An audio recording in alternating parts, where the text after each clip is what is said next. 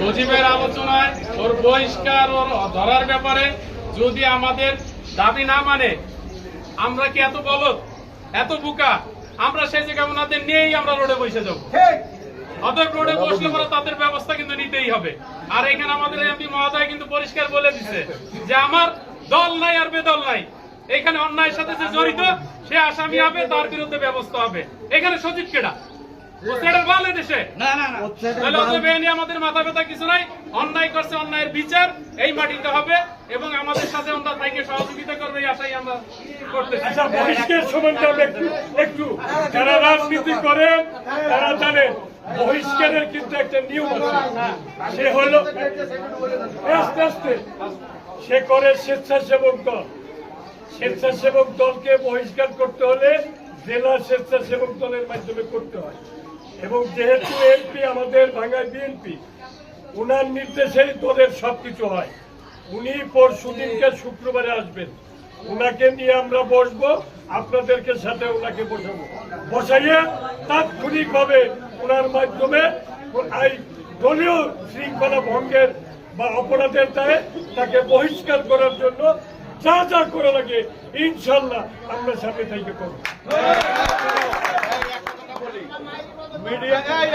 মিডিয়ার বিষয়ে একটা কথা হচ্ছে, মিডিয়ার বিষয়টা, মিডিয়া তো আমরাও পরিচালনা করি, আমারও নিজের পত্রিকা আছে, কালকেও সেটা নিউজ হয়েছে। কিন্তু মিডিয়ার একটা বিষয় আছে, যখন একটা এফআইআর হয়, এফআইআর হওয়ার সঙ্গে সঙ্গেই কিন্তু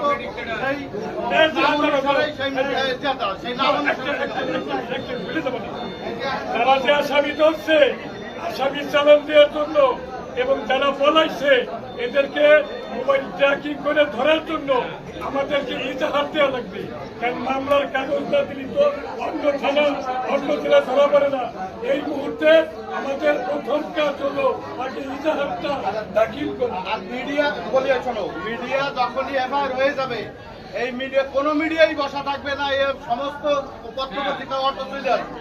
তারপরে আর একটা বিষয় আছে, মিডিয়ায় পত্রপত্রিকা ছাড়াও আসে, যদি যারা বাদী বা যারা মারা গেছে তার পক্ষ থেকে কোনো সংবাদ সম্মেলন করে যদি কোনো নাম বলে, সেই নাম অনুসারে মিডিয়া অটো সেটা প্রচার করে, সেটা তাদের কোনো দায়ভার থাকে না।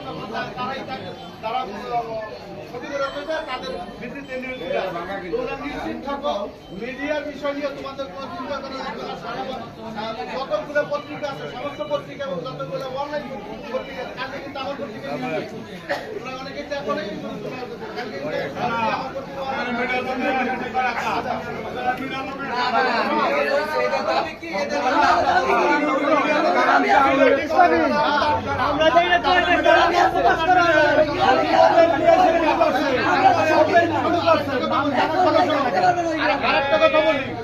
আরেকটা কথা বলি, ঘটনা হিসেবে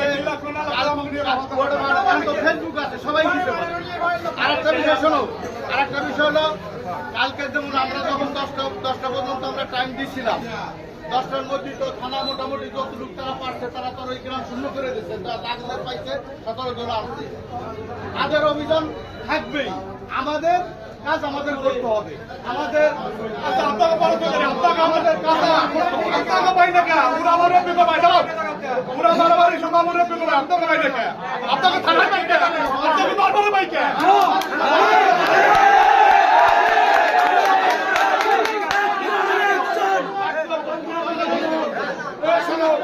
মুরব্বীকে কোনো সময় পাওয়া যায় না, মুরব্বীকে কোনো সময় পাওয়া যায় না।